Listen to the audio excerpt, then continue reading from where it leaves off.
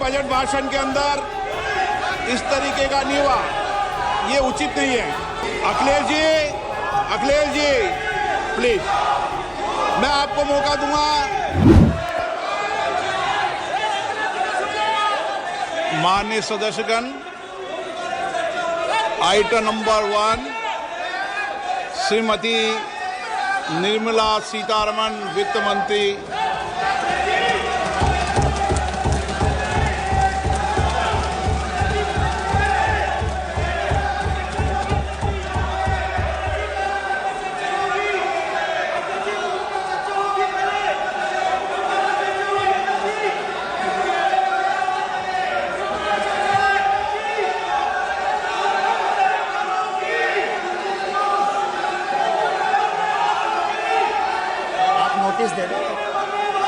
सदस्यगण, budget के बाद राज्यपाल अभिभाषण में आपको पर्याप्त अवसर दूंगा। मेरा आपसे निवेदन है, नहीं माननीय अखिलेश जी, आपने संसद की मर्यादा को आप बना के रखें। कभी बजट भाषण के अंदर इस तरीके का नहीं हुआ, ये उचित नहीं है, ये उचित नहीं है। अखिलेश जी प्लीज, मैं आपको मौका दूंगा राज्यपाल अभिभाषण पे, प्लीज। नो, ये तरीका ठीक नहीं है। No,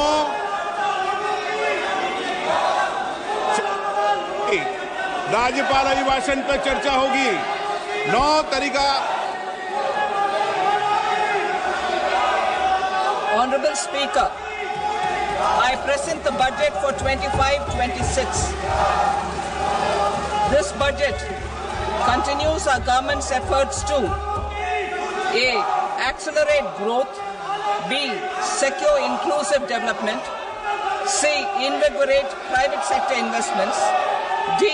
Uplift household sentiments, and E. Enhance spending power of India's rising middle class. Together, we embark on a journey to unlock our nation's tremendous potential for greater prosperity and global positioning under the leadership of Honorable Prime Minister Shri Narendra Modi. As we complete the first quarter of the 21st century, continuing geopolitical headwinds suggest lower global economic growth over the medium term.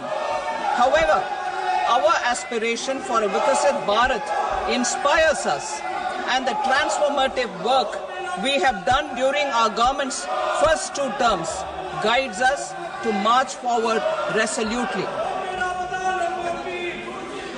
Our economy is the fastest growing among all major economies. Our development track record for the past 10 years and structural reforms have drawn global attention. Confidence in India's capability and potential has only grown in this period. We see the next 5 years as a unique opportunity to realize Sabka Vikas, stimulating balanced growth of all regions. The great Telugu poet and playwright Gurujada Apparao had said, "Deshamante matti kadoy, deshamante manushuloy," meaning a country is not just its soil, a country is its people. In line with this, for us, Vikasit Bharat encompasses zero poverty, 100% quality good school education, access to high quality, affordable and comprehensive health care, 100% skilled labor with meaningful employment, 70% women in economic activities, and farmers making our country the food basket of the world. In this budget, the proposed development measures span 10 broad areas focusing on Garib, youth, Annadata and Nari, spurring agricultural growth and productivity, building rural prosperity and resilience, taking everyone together on an inclusive growth path, boosting manufacturing and furthering Make in India, supporting MSMEs, enabling employment-led development, investing in people, economy, and innovation, securing energy supplies, promoting exports, and nurturing innovation. For this journey of development, our four powerful engines are agriculture, MSME, investments, and exports.